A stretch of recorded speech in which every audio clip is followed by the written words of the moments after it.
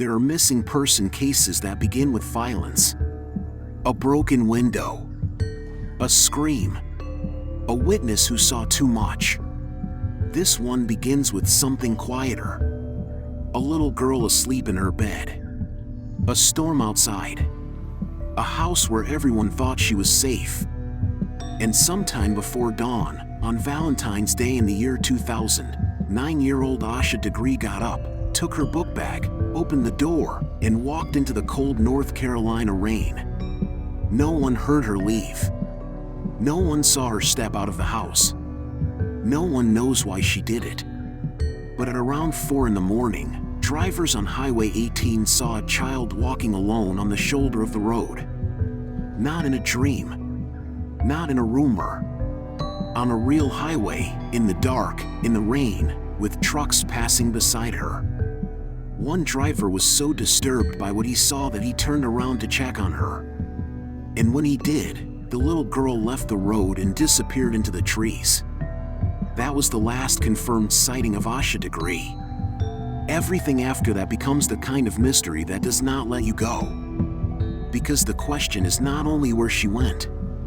The question is why a sheltered, 9-year-old girl, afraid of dogs, afraid of the dark, would choose that night of all nights to walk away from home.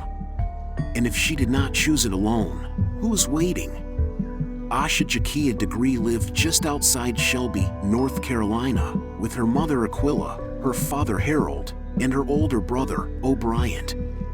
By every public account, Asha was not the kind of child people expected to run away. She was a 4th grader. She played basketball. She was close to her family. She shared a room with her brother. People who knew her described her as happy, funny, friendly, competitive, and loved. 2 days before she vanished, Asha's basketball team lost a game. She had fouled out. She was upset. That detail would later be repeated again and again, because in a case with so few answers, every detail starts to look like a possible key. But her family said that by the next day, she seemed okay. Children get upset. Children cry after games. That does not explain a 9-year-old walking into a storm before sunrise. On the night of February 13th, the Degree family went to bed. At some point, Asha's father checked on the children. According to law enforcement summaries, around 2:30 in the morning, Asha and her brother were both in their beds. A few hours later, her mother went to wake the children for school. Asha was gone. So was her book bag. There were no obvious signs of forced entry. No clear sign of a struggle. No note that explained everything. Just an empty bed, a missing backpack, and a family about to enter the longest morning of their lives. At first, the search was frantic and close to home. Parents checked with relatives. Police were called. Neighbors were asked. Volunteers came out. Searchers looked through the area in rain, mud, woods, fields, and roadside ditches. But then the witness reports came in. Drivers had seen a small girl walking along Highway 18 around 4 in the morning. That detail changed the shape of the case, because it meant Asha had not simply vanished from her room. At least for a short time, she had been out there in the open. Visible. Walking. Alone. Imagine that road. Not as a map. As a child would have seen it. Wet asphalt reflecting headlights. Cold wind pushing against her clothes. The sound of engines before she could see them. Dark trees along the shoulder. The kind of night when even adults do not want to be outside. And in the middle of that, a 4th grade girl with a backpack, moving forward. One witness later said he was concerned enough to turn around. When he did, the child ran off the road and into a wooded area. That part has always haunted people. If she was lost, why run from help? If she was afraid, what was she more afraid of, the driver stopping, or something behind her? If she was meeting someone, had she been told not to talk to anyone? Or did she simply panic? There are no easy answers. And that is what makes the case so hard to leave alone. Investigators later found signs that Asha may have packed before leaving. Her book bag and some belongings were missing from the home. To many people, that suggests planning. But planning by whom? A child can plan to run away. A predator can also plan to make a child think leaving is her idea. That possibility sits over this case like a shadow. Not because there is proof of a specific person grooming her, but because one fact is almost impossible to ignore: a 9-year-old did not stay missing for decades by herself.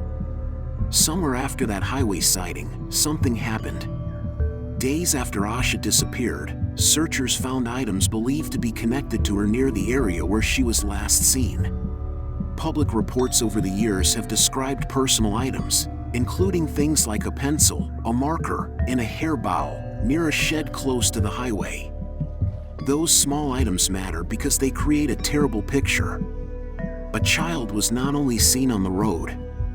Something connected to her may have been left behind nearby. Maybe she stopped there. Maybe she hid there. Maybe she dropped things while moving quickly. Maybe the items tell the truth. Maybe they only deepen the confusion. Then, for more than a year, there was nothing that gave the family what they needed most.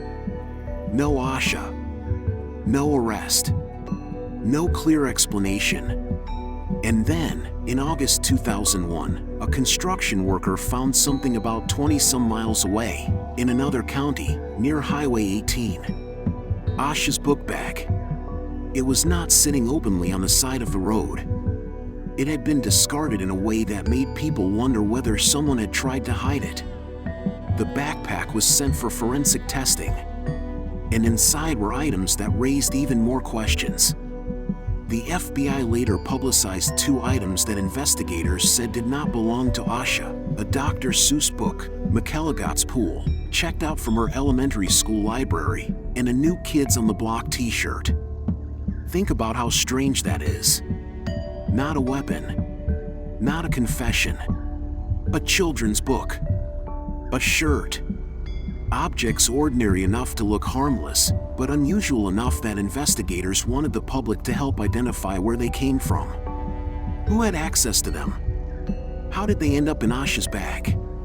Did she put them there? Did someone else? Were they random? Or were they the last traces of someone who crossed her path before she disappeared? The book bag should have solved something. Instead, it gave the mystery another room to live in. Over the years, investigators have pursued leads, re-examined evidence, asked for tips, and released age-progressed images. The FBI and local authorities have said the case has never truly gone cold. One possible lead involved a dark green 1970s model vehicle described publicly as either a Lincoln Continental Mark IV or Ford Thunderbird-style car, with rust around the wheel wells. Investigators said Asha may have been seen getting into such a vehicle. That possibility changes the entire mood of the highway sighting. Because if a car was involved, then the storm was not the whole story. Someone may have been out there. Someone may have stopped. Someone may have known exactly where to be. But even that lead did not close the case. Another reason the case remains so disturbing is what was missing from the year 2000. There was no phone in Asha's pocket. No location history. No doorbell camera. No neighborhood security video. No text messages to reconstruct. Today, investigators might be able to build a timeline from devices, towers, apps, cameras, and traffic systems. But Asha disappeared in a world just old enough to leave almost no digital shadow. That means the case depends on human memory. A driver remembering what he saw in the rain. A family remembering the last ordinary night. A searcher remembering where an item was found. A possible witness remembering a car, a color, a shape, a moment that may have seemed meaningless at the time. And human memory is fragile. It fades. It bends. It becomes uncertain. People second-guess themselves. They tell themselves it could not have mattered. But sometimes the smallest thing matters most. A car parked where it should not have been. A child speaking to someone earlier that week. A shirt that did not belong to her. A book in a backpack. A rumor repeated at the wrong table by the wrong person. In a case like this, the answer may not be a dramatic confession. It may be one detail someone has carried for years, convincing themselves it was too small to report. The years kept passing.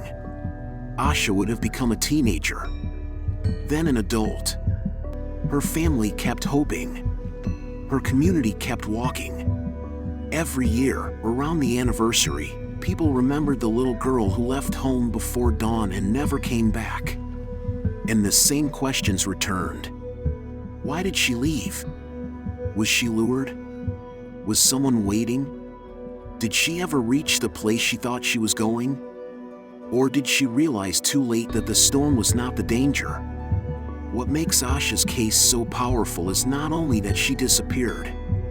It is that the beginning is visible and the ending is missing. We can see part of the path, the bedroom, the missing backpack, the road, the witnesses, the woods, the shed, the buried book bag, the strange items. But every clue points to a door that does not open. And behind that door is the answer a family has waited for since 2000. In recent years, the case has moved again. Authorities have searched properties connected to the investigation. Reporting on search warrants has suggested that investigators now believe Asha was the victim of a homicide, while some family members have continued to hold on to hope. Public reporting has also described forensic developments and people named in warrants, but no final courtroom answer has closed the story. That matters. Because true crime should not turn uncertainty into certainty just because certainty feels more satisfying. There are people whose lives are attached to every word. Asha is not a character. She was a child. Her mother and father are real. Her brother is real. The empty bed was real. The highway was real. The storm was real. And somewhere, someone knows more than they have said. That is the part investigators have returned to again and again. Someone knows. Maybe someone saw a car. Maybe someone heard a story. Maybe someone was told a secret years ago and convinced themselves it did not matter. Maybe someone thought, after all this time, silence had become safe. But silence is not the same as innocence. And in Asha Degree's case, silence has lasted more than 2 decades. There is one image that stays with people after they hear this story. It is not the backpack. It is not the strange shirt. It is not the book. It is the road. A little girl walking alone in the rain before sunrise. Headlights coming up behind her. A driver slowing down. A child turning away from the road and vanishing into the dark. We do not know what she was thinking. We do not know where she believed she was going. We do not know whether she was running from something, towards something, or following instructions that made sense only to a 9-year-old mind. But we know this, by morning, she was gone. And from that moment on, every answer created another question. If she left voluntarily, why that night? If she packed her bag, why those items? If she was afraid of the dark, what made her brave enough to walk into it? If she ran into the woods when someone tried to help, what had she been told? If the book bag was hidden miles away, who carried it there? If the strange items were not hers, whose were they? And if someone knows, why have they waited so long? The most frightening mysteries are not always the ones with monsters. Sometimes they are the ones with ordinary roads, ordinary houses, ordinary mornings, and one impossible decision that no one can explain. Asha Degree walked out of her home in the middle of a storm. That is what we know. What we do not know is whether she was leaving home or being led away from it. And until that answer is finally spoken, the road outside Shelby will always carry the same image: a small figure in the rain, a backpack on her shoulders, a driver turning around, and a little girl stepping into the darkness where the world still has not found her.